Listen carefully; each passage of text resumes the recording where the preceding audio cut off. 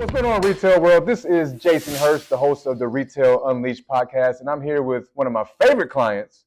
Not because he sold me my first bike, not because he's at Harley, but he's just a really cool dude. I'm here with Kevin Lytle with Harley Davidson of Gainesville and Tallahassee. Yes. Welcome to the show, Kevin. Thank you, man. How you doing today? I'm doing great. Good. So I want to ask, how did you get involved in this world of motorcycles? Yeah, so it really started through my family, my parents. When I was growing up, my dad always had a Harley. He had actually bought his first Harley when he was 15 years old, and he kind of he had a passion for it, of course, through the years, and so that kind of got me, at a young age. I think I have a picture of me on his Harley when I was, 2 years old or something. Nice. And so it was kind of born into it. And just evolved a passion for it over the years. Cool. So was it specifically Harley's? How did you get into the world of Harley Davidson specifically? Because there's a lot of different options. We won't go over those options on the show because we don't want to give them any play. I was going to say, do they make other bikes? That's right. I don't think so, but I've heard of a few. Yeah. How did you get into the world of Harley Davidson specifically? Yeah. And to start two locations. Right. So again. My family, my mom and dad being, Harley only type of people. When I was, how old was I? In the 5th or 6th grade? No, I'm sorry. Let me think back here now. In the 4th or 5th grade, my dad was looking for an opportunity. He really wanted to be his own boss. And at that time, that was in the late 80s, early 90s. Yeah. Harley wasn't quite what it is today. And he reached out to the motor company and, asked for some opportunities. He really wanted to move to Florida. We were living in the Detroit area. So weather-wise, he really wanted to get to Florida. Yeah, and, of course.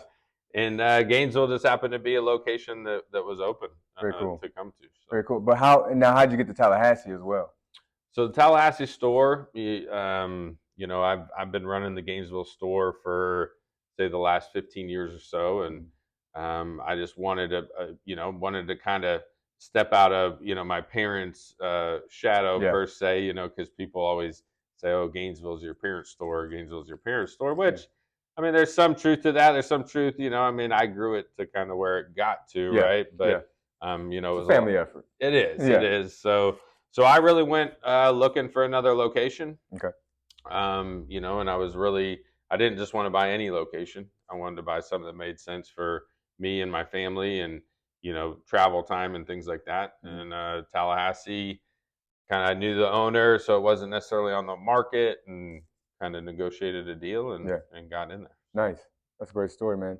So I know this, but for the people that don't know and have not had the pleasure of being able to ride a Harley, what sets Harley apart as a motorcycle from all of the others? Yeah, that don't exist, right? Right. I mean, I think there's a couple big things, and this is just some, it's not going to say you're going to feel a difference, but the Harley Davidson Motor Company this year is 120 years old, which no other motorcycle manufacturer, can claim that.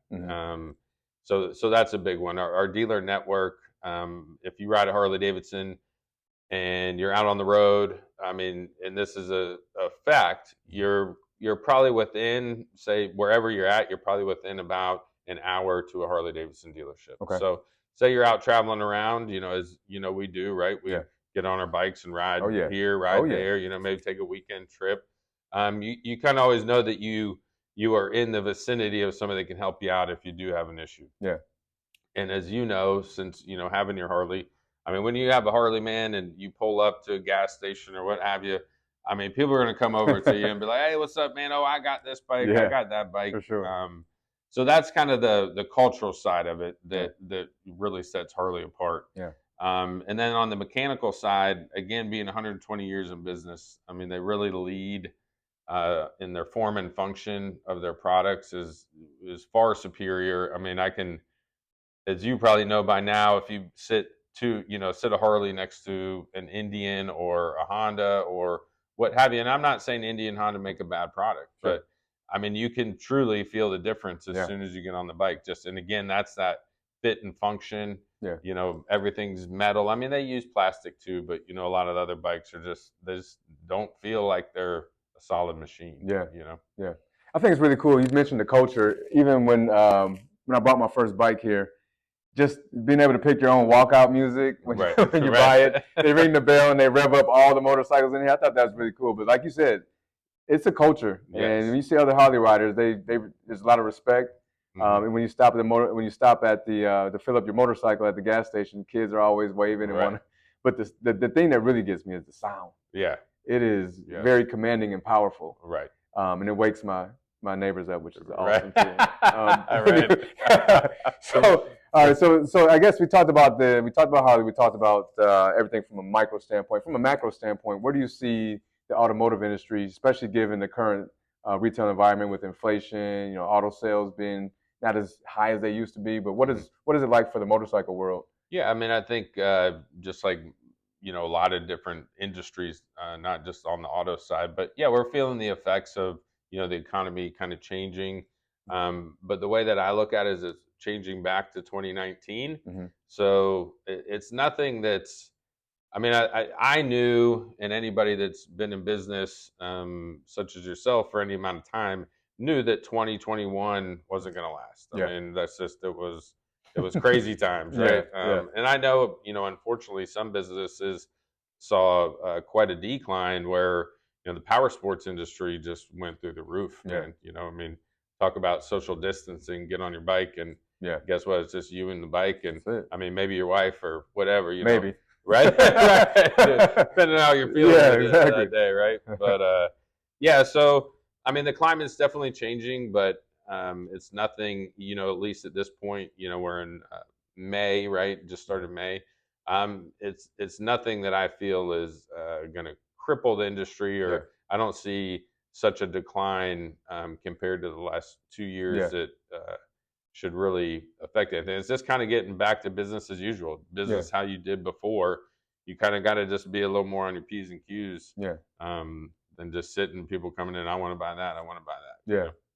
I would think that, you know, over the next 5 years, as all this stuff starts to increase, even gas prices, that people would want to have a bike to just kind of get some reprieve from gas prices. Do you ever could you ever envision, and I'll ask you in a few minutes about what your outlook is for the next 5 years, but can you ever envision a electric version of a motorcycle and still be able to replicate the sound?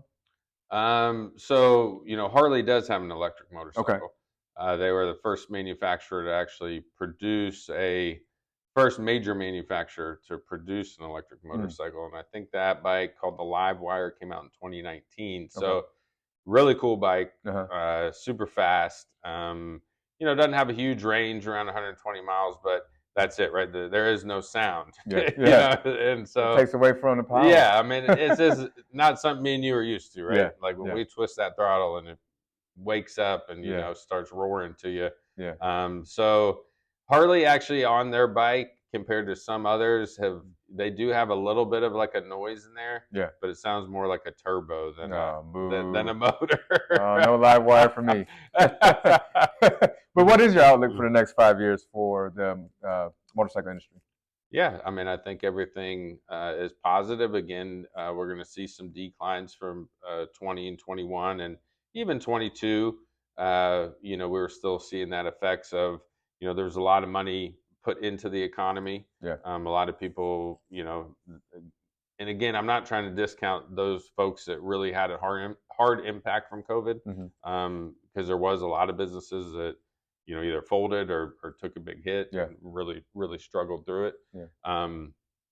But, you know, as we move in to the next 5 years and we're not going to have all that money into the economy, I think, you know, production and things for Harley will slow a little bit, but again, I think it's just getting back to level to where it should be.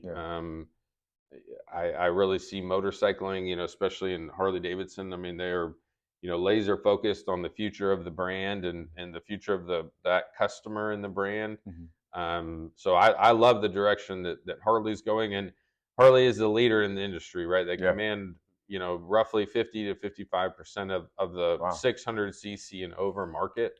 So, you know, Harley normally sets a trend, and then other manufacturers kind of come in behind that. And Sure. the trend that Harley's setting is great. I mean, they're really doing a lot of proactive things to make sure that our sport thrives and prospers. Yeah. And again, I say this all the time. I mean, I'm biased towards Harley, but if you're on two wheels, man, that's good for us. That's good for the industry. Yeah. You know, I mean, just people out riding, man, and you know, again, I like the Harley, but I don't care, man. I'll ride with somebody with a Honda and Indian or whatever, man. I mean, we're all on two wheels, right? Yeah. So. Yeah. Very cool. Well, Kevin, I would be remiss if I didn't give the watchers and listeners of the podcast an opportunity to see the Harley experience. Can we do that? Yeah, absolutely. I'd love to take you around. Let's do it. All right. Let's do it. Let's go. What's happening, Jason? Come on in, man. So coming through our sales department entrance there into the showroom here at Gainesville Harley-Davidson.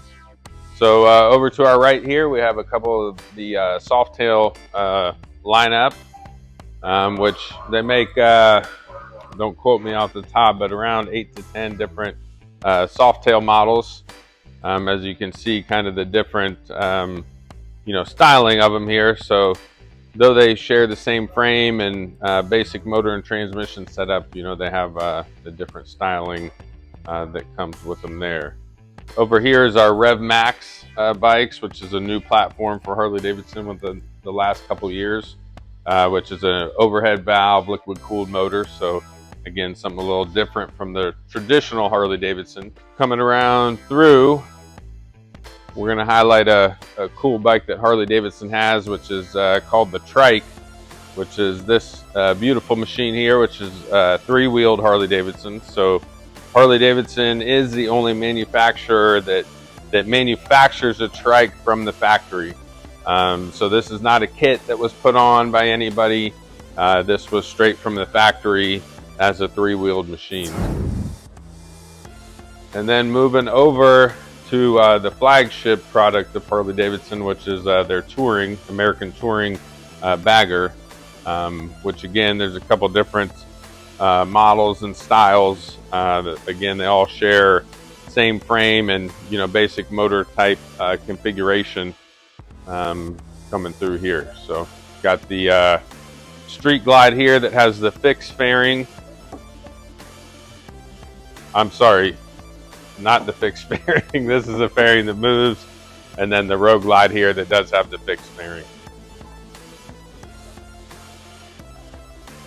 All right, also wanted to show you guys a really cool bike that Harley came out with in 2021, which is called the Pan America, which is an adventure touring bike. Again, this is on that Rev Max platform with a liquid-cooled overhead valve engine. So this is basically on-road, off-road type of bike. You know, definitely more of a touring type machine, but it does have the capabilities to go on and off-road. So a great, you know, kind of jump for Harley, because again, they're normally a cruiser bike. So this was kind of a step into the fastest actually growing segment in the US right now is adventure touring. And that's what Harley did with this bike here. So, all right, guys, back in the showroom here, we're going to go look at some of the stuff that, again, is a brand of Harley-Davidson that no other motorcycle manufacturer really can touch. And that is our clothing and accessories that are branded Harley-Davidson. So coming through, as I said earlier, it is the 120th year of Harley-Davidson. So we got some clothing that represents that. You know, that again will just be for this year. But as you guys can see, we got a plethora of clothing. Again, accessories for the house. We got wine glasses. We got toys for the kids. And then, of course, we got our parts and accessories department over here, which, again, one thing that you do when you have a Harley-Davidson is you customize it, right? You make it your own, which that's a great thing about our bikes is we have catalogs upon catalogs, websites upon websites with different products that really make the bike you. So though, you know, me and Jason might have the same bike, I guarantee you it's going to be different because he's going to have different set of handlebars, different seat than what I have. And that's what we have here in the parts and accessory department, as well as our full service department downstairs that we can install everything and get everything done. So, all right, folks, that's Gainesville Harley-Davidson in a wrap. Appreciate Jason coming out and seeing us. Hope y'all have a good day. And that, my friends, is another episode of the Retail Unleashed podcast. I am Jason Hurst, and I'm headed out of here.